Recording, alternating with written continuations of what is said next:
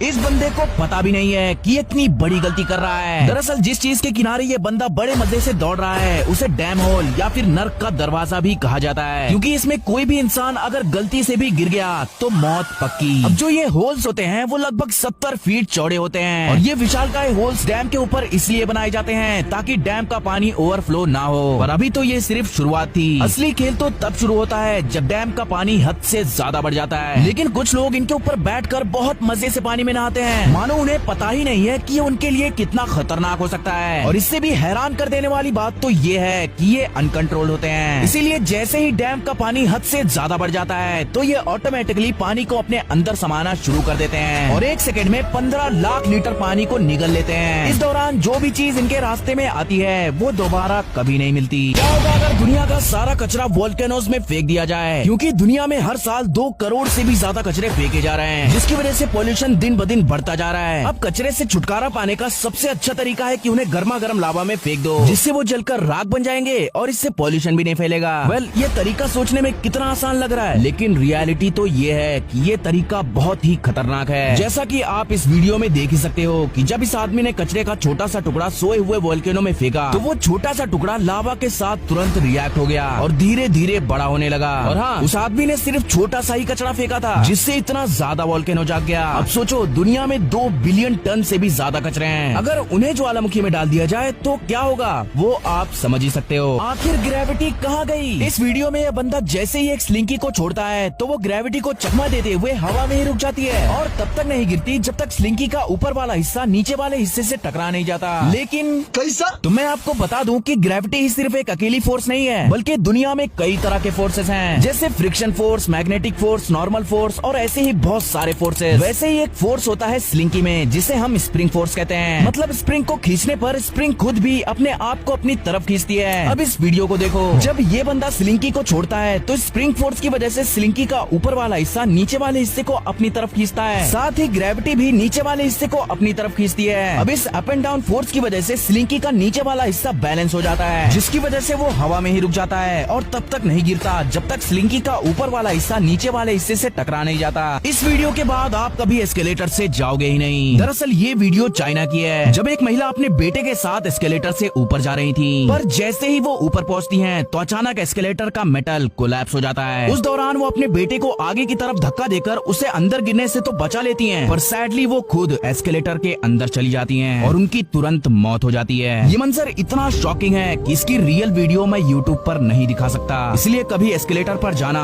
तो इन बातों का जरूर ध्यान रखना। एस्केलेटर के साइड में नहीं बल्कि बीच में खड़े रहना, क्योंकि कभी कभी लोगों के शूज साइड में ऐसे फंस जाते हैं। और अगर आप क्रॉक्स पहनकर एस्केलेटर से जा रहे हो तो एस्केलेटर का एंड पॉइंट आने से पहले ही उतर जाना, क्योंकि अगर आप एंड पॉइंट आने के बाद उतरोगे तो क्रॉक्स नर्म होने की वजह से वो एस्केलेटर में फंस सकता है और कभी कभी इंसान का पैर भी। इस बंदे की ये आखिरी गलती हो सकती थी। दरअसल ये शख्स बड़े मजे से सफारी जीप पर बैठकर लायंस की वीडियोस बना रहा था, लेकिन तभी अचानक पीछे से एक शेरनी इस बंदे के जस्ट सामने आ जाती है। पहले मुझे लगा कि अब ये बंदा पक्का शेरनी का नाश्ता बन जाएगा, पर ये क्या, शेरनी तो इसे बस थोड़ी देर देखती है और चुपचाप अपने रास्ते चली जाती है। आप सोच रहे होंगे कि अगर शेर होता तो पक्का हमला कर देता, लेकिन ऐसा नहीं है। असल में शेर या कोई भी जानवर होता तो भी वो इस बंदे पर अटैक नहीं करता। देखो, जानवर पागल नहीं होते, वो आप पर हमला तभी करेंगे जब उन्हें आपसे कोई खतरा महसूस होगा या फिर उन्हें काफी तेज भूख लगी होगी। और वैसे भी लायंस तो सफारी जीप को रोज देखते हैं, इसीलिए उन्हें इनसे कोई खतरा महसूस नहीं होता।